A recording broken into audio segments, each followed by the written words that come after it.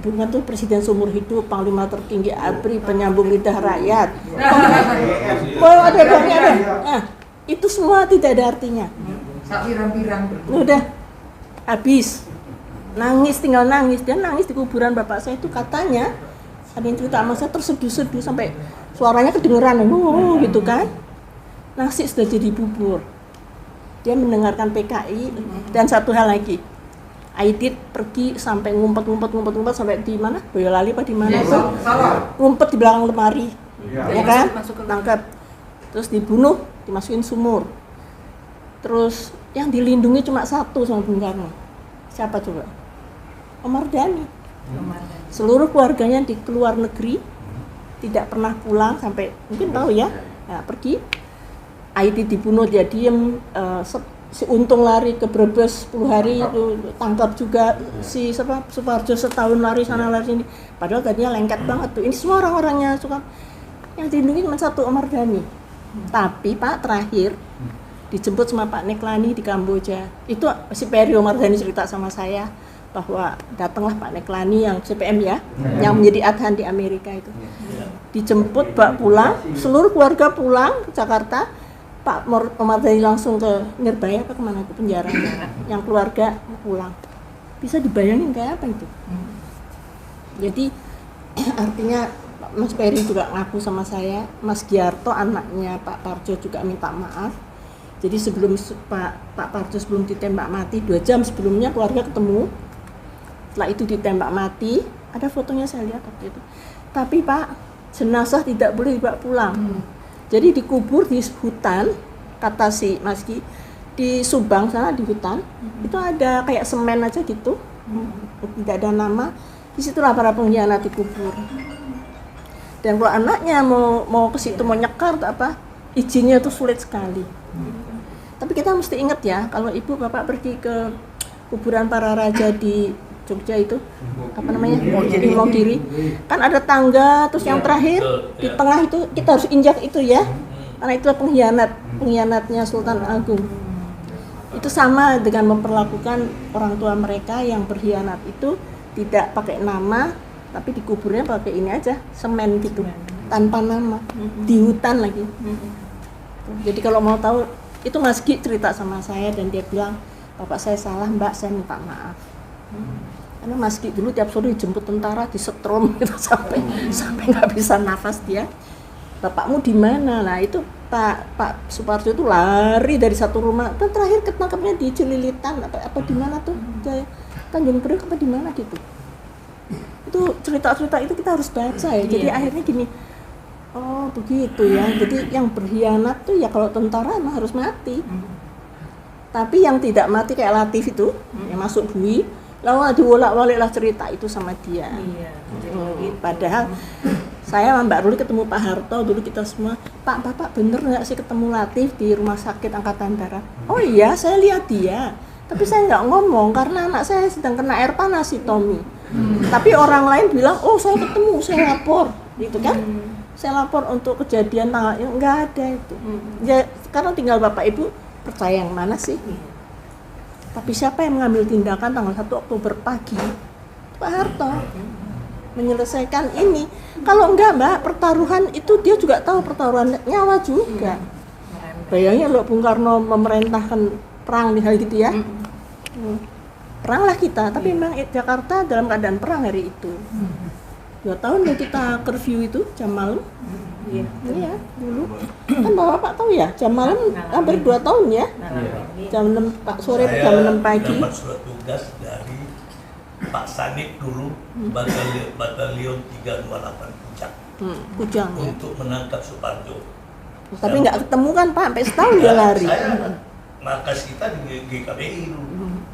Batalion 328. Ya, jadi maksud saya jadi maksud saya sampaikan ini supaya Bapak Ibu juga tahu setelah peristiwa itu apa. Tanggal 6 Oktober Bung Karno pidato bahwa it's an ocean rainbow ocean in the ocean.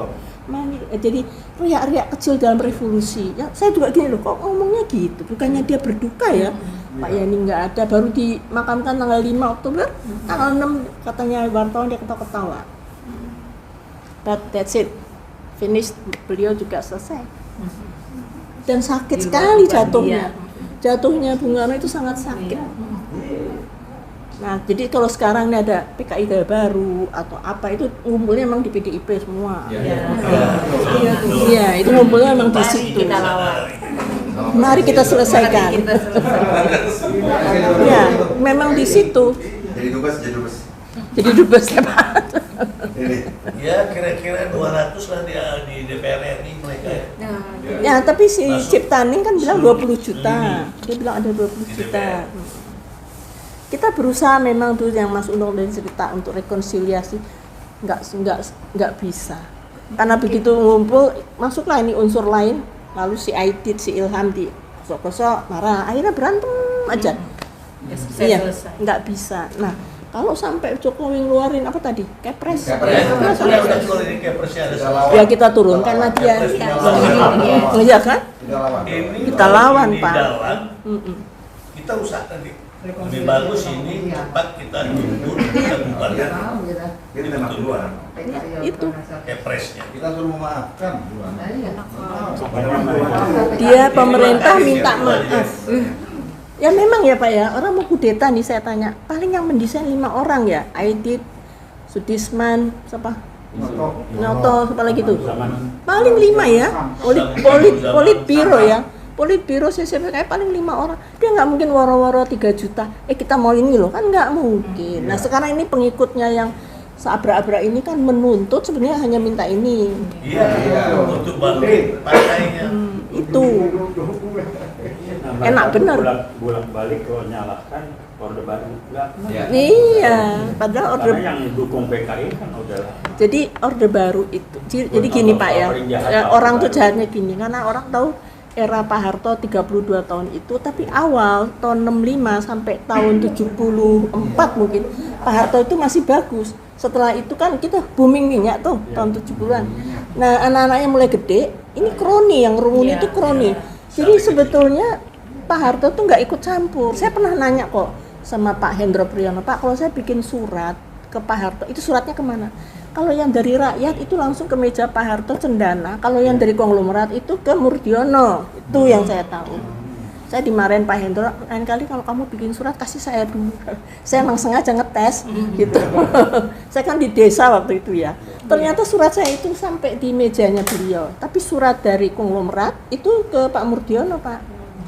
Nah, Pak Harto itu kesalahannya satu, kroni itu. Ketika beliau lengser, nggak ada satupun di situ orang. Karena apa? Lari semua buat duit. Iya Pak, iya. Nah anak-anaknya sekarang dituntut suruh ngembaliin kan sama negara. Si Tommy, Mbak Tutut semua. Tapi Pak Harto itu bersih memang. Karena yang jahat itu kroni namanya. Kalau sekarang kan apa namanya, oligarki. Nah, kalau dulu kroni. Sekarang lebih parah sekarang. Iya, sekarang sudah masuk sampai ke lini yang paling bawah ya. Sekarang nggak usah jauh-jauh. Lukas NMB main judi triliunan. Masa KPK mau nangkep dia takut ditembak OPM. Ya kan? Ibu dari dan punya anak kecil katanya. Ibu siapa tuh? Iya, lucu kan? Bu PP. Mau nangkep Lukas NMB kok takut? Takut sama siapa? OPM. Pakai anti peluru dong ya. Yang mau dikerahkan 1000 Brimob untuk ngambil dia. Maluin banget bangsanya sendiri, tidak bisa. Kalau bapak saya dulu prinsipnya satu, kalau ada negara dalam negara harus ditumpas, DITI ditumpas, PRRI ditumpas, ya kan? Gitu. Itu prinsip tentara. Jadi sipil yang kayak Pak siapa Jokowi yang nggak tahu kayak gitu.